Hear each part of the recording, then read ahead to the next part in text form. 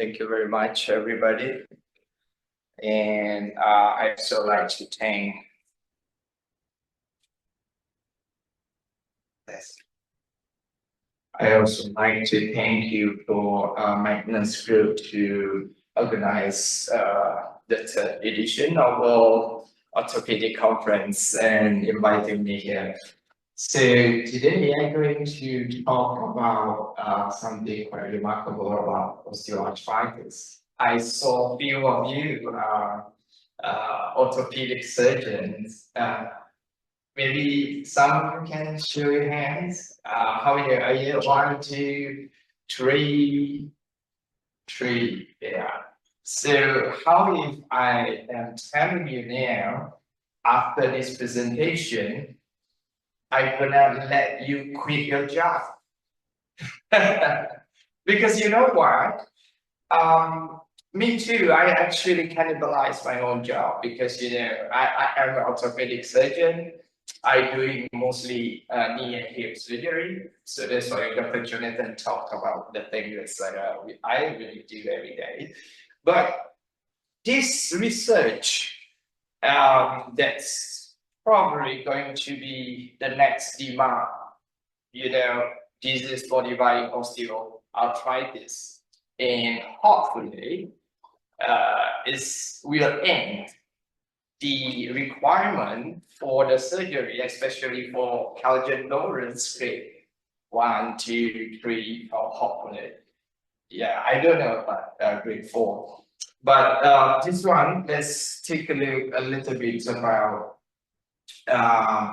the pathogenesis. I don't bore you about too much of the molecular. Trust me, I know this a little bit busy slide, but just take a look a little bit now. Okay, so this is really like what Dr. Ali mentioned. We're not just doing a piecemeal or a piece of it. How many of you really think that osteoarthritis is a knee problem? How many of you? It's a joint problem. Joint problem.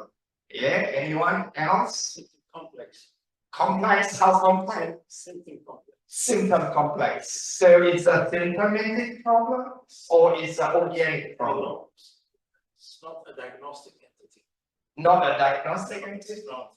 It's a symptom complex. It can happen, occur in dozens of all right. Anyone else? Probably. I don't know. He's my senior. I don't want to debate. But frankness, yes, please. I think that might be the organic or metabolic. Organic or metabolic? Yes. So mostly about joint.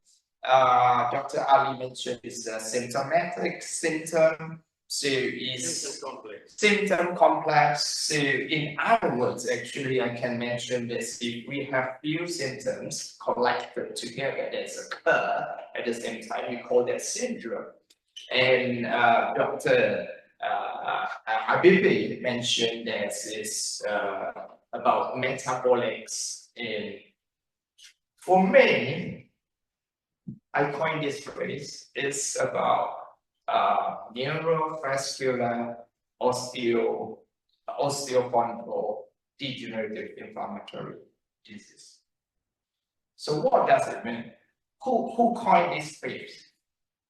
It's Johan, which is me. The first time I coined this phrase and used that is on my paper. Of course, this is the second time in the World Orthopedic Conference. Why? And I believe that one day we're going to prove this concept. And who knows, one of us going to prove that and get the Nobel Prize as a Nobel laureate. Who knows? And Dr. Habibi is partially correct. You know why? Because we always thought that the body weight, the obesity, of course, is a risk factor for osteoarthritis, that's for sure. But it's not only the body weight that gives the mechanical pressure that's causes osteoarthritis, but the adipose tissue, like Dr. Habibi mentioned, they are the active releasants. The active release all adipokine, cytokine, and all those inflammatory substances that's really affect the pathogenesis of the osteoarthritis. Why I show these pictures is not to confuse all of you. Just I want to let you know this actually is a really whole organ. It's not only the symptom, it's not only the mechanical, it's not only the cartilage, which is we always think is a cartilage problem, don't we?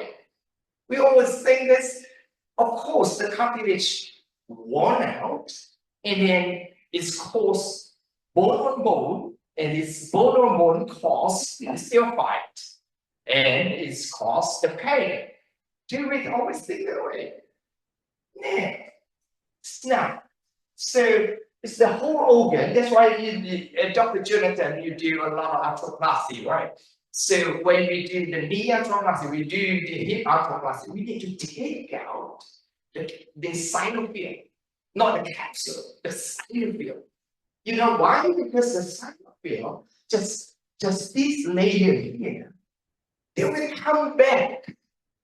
Even we just change it with the titanium, with prosthesis, with the oxygen. But if we not take out this layer, very thin layer there, it's called a synovium, and the inflammatory will come back. Because in everything that's not over here, you see, is fibroblast. Is FLF is stand for synovial lining fibroblasts, and they have MSC. They create or they change the monocyte, I mean intraorgan monocyte into the inflammatory macrophages, and they go downstream and create so many cascades and cause the inflammatory. That's one thing that's caught our attention here is DPP4. Maybe some of you, Dr.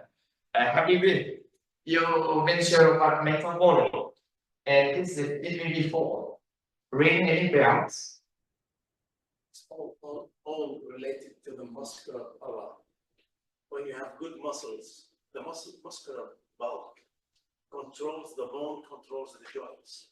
When you have strong muscles, you have strong ligaments. Okay. So it's all related to muscle. That's myogenic. okay. That's This is one category. Myogenic, osteogenic, neurogenic. Okay, and there is a miscellaneous, which is syndromic. all right. We have a study. We have a very interesting paper. That's people with going to gym with the very network muscle. They also have the osteoarthritis. Some of them even have a very terrible osteoarthritis. So that's why muscle, yes, indeed, they have some protection, but muscle itself is not really, because it's really complex process. And let's go back to DPP4. I'm not sure why nobody rings any bells here. You're smiling. Maybe anyone ever heard of DPP4? Never. It's yes, please. It's target of diabetic medications. You're smart. Yes. DPP4 stands for dipeptidase peptidase 4. DPP4 is the target of antidiabetic. We use sitagliptin or gliptin to reduce the blood sugar. And why this happen here? So it's metabolic problem. It's something off, because the DPP4 happens in people with the metabolic syndrome, with insulin resistance, and so on and so forth. But it's surprisingly, that's why we did one small clinical trials to put people with the anti-DPP4 inhibitor to reduce all the pain, the symptoms, and the progression of the osteoarthritis. Unfortunately, that's failed. I guess because there are too many process going on. So that's why we need to target each and every process and every step. This is what we doing here. And of course, the cartilage is become here. Cartilage is become the center of the whole process that orchestrated starting from the synovial. We can see here. Maybe I just give a simple explanation about cartilage. Cartilage, we have two things only to make it simplify the things. First, it's chondrocyte, of course, within area, and second is extracellular matrix. So both being affected, both chondrocyte, which is the cell or cartilage, and the extracellular matrix, the ECM. So maybe just a little bit simple quiz, so we not really get boring about that. So what do you think for the initial phase of the osteoarthritis, whether this chondrocyte, which is the good cell of the cartilage, will they get bigger in the sense of hypertrophic or smaller or in the sense of atrophic? Yeah, anyone? Yes. Of course, while in case of inflammation, the chondrocytes enlarge Yes. in order to give a response to a kind of reaction.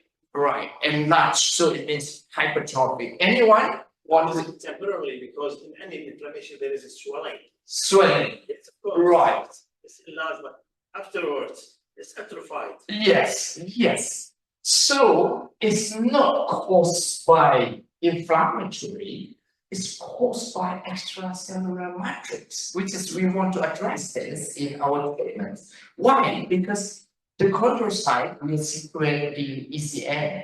ECM, we know this, we have proteoglycans, we have protein type 2, collagen type 2, we have hyaluronic acid, etc. And because during the initial phase, that chondrocyte need to secrete more and more of the ECM. That's why they become hypertrophic. They're not being affected by inflammatory yet, because the cascade of inflammatory not kicking in. So that's why you can see here, hypertrophy is become a hallmark of the initial osteoarthritis. And after that, of course, they will release kinds of cytokine. They're going into the wing beta catenin pathway, which is we want to block, and they release a bunch of interleukin 1 beta, interleukin 6, tumor necrosis alpha, all those things. Why I mentioned? Because we want to block them. Why? Now the question is, Effective blood supply. yes. Effective. There is no circulation. Okay, that's another good point. Now let's take a guess. Is more blood circulation is better for OA, or less blood circulation is better for OA? More. No more. Anyone? No more blood circulation is good for osteoarthritis. Is this correct? Actually, a little bit louder so we can get away. I end very fast. Don't worry. Is it correct? Unfortunately wrong. I'm sorry. Because you know why? The knee joint, I believe that the hip as well, they are invascular. Spine surgery, they know. Spine in our disc, we are invascular except for the end plate. Neovascular. So when we have neovascularization or angiogenesis, that's going to be a big problem. So that's why we do one of my practice, my daily practice, we do a genicular artery embolization because there are so many new angiogenesis that cause pain in the first place. So people know that, but in this case, angiogenesis is bad. Okay, and they don't stop there. They go eating our bone.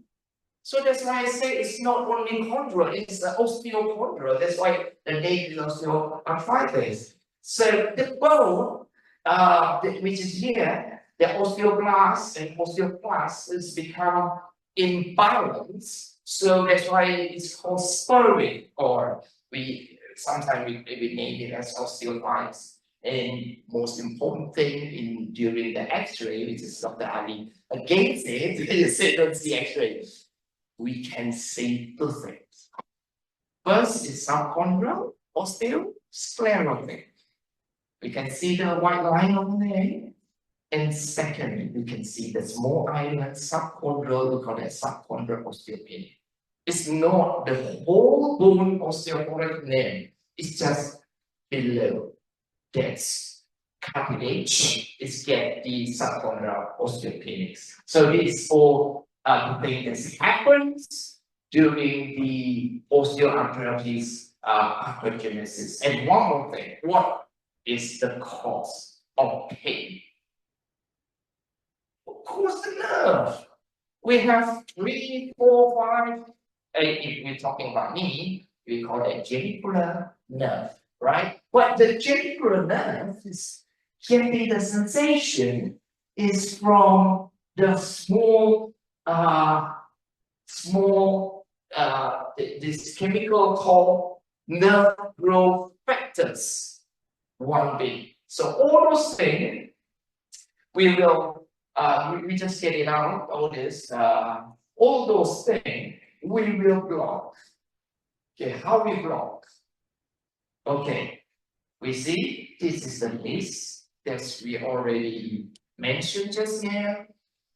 The number 1, number 2, they are from extracellular matrix. Number 4, number 5, number 6 is inflammatory. 7 also inflammatory. Sorry, this nerve growth factors number 1 alpha is neuro. This one is the gene that's triggered cascade of the nuclear factor beta kappa. And the last one is hypoxic induced factor 2 alpha. That is why when I ask him whether the blood vessel is good or bad, actually it's bad, because you know why? In our normal metabolism of the knee, hypoxic is a key and good thing. They keep the balance between the cartilage, chondrocyte, then extracellular matrix. There's only one hypoxic induced factors that bad, which is 2 alpha. The 1 alpha, 1 beta, they all good. They all protective, chondroprotective. So then, how could we block all those factors in one go? Yeah, how do we block all this in one go? This is our immunology. Yes, today, it's very fast. It's IG. We know there is a heavy change and light change, variable change and constant. All right. So let me show you a little bit over here. This is, for example, is our very complicated immunoglobulin, right? So in the immunoglobulin, there's one side that's really bind into whatever antigen, including bacteria, virus, or even our own body type. For example, here, this one we call ento. That's bind into, this is the antigen that's being bound here. Okay, so this is called parato, right? And this binding is happening with the normal immunoglobulin. But the problem is, it's too heavy. It's too not agile. It's not nimble. It's not possible to penetrate inside our capsule, inside our synovial, inside our intra-articular cell. What we're gonna do? We take it out. Example, all these things. Why should I use all those? I just take those out. Okay, out. Out. Out. It's lighter, so this is the antigen. This is, we call that VHH, or variable domain of the heavy change from our immunoglobulin. This is what our research is doing about. So we can bind this with multiple or 1, 2, 9 antigen paratope, and how I and our team extract this before we do it as in the scale. I mean, that's using the mechanical bioengineering. So we get it. I import this. Ever seen this animal? It's very cute. It's called alpaca. Alpaca. Alpaca. Alpaca. We import that from Andes, South America to Indonesia. So we have one male, one female, then we have 10. So for alpaca, we have a series. Because of time, I cannot mention one by one of the process to get this VHH. And this is the VHH, exactly what I mentioned, and how they bind to each and every epitope that we target. And it's become that after everything will resemble using something we call that PGLA. We all know that PGLA is hydrogel, is a nanoparticle that keep this substance long enough in the intraarticular. And so we did a study. I do it very fast. We have 14 male mice. We inject with monoiodine to elicit the chondrocyte death and subsequently induction of osteoarthritis. And then we put on this mega body, and we divide two groups, one as the control and one as the treatment group. And after that, we measure something we call as OAB, osteoarthritis bone score, with the golden adjustments, rods. And then this is what all this microscopic, because I don't have time, so I won't go to detail about this. But the conclusion is already out, and my paper already submitted, and hopefully in a couple of months it's going to be published, and it's significantly reduce the damage of the cartilage, reduce the damage of the subchondral bone, increase, the most importantly, increase the regeneration of the cartilage, and reduce the synovial inflammation. And of course, we want to bring it up. We already written down, pending for the ethical permit for conduct the phase 1 and phase 2 seamless study before we go for the phase 3 study. So this is my email, this is my WhatsApp and phone number. So anyone who is interested in this study and OA probably can contact me via email or WhatsApp. I already have an agreement with the Dr. Ali to write a paper together. Then we have plenty of research in our pipeline that I believe that we are in a very, very good events to brainstorming and change idea and of course fostering something that's in our mind. Thank you so very much.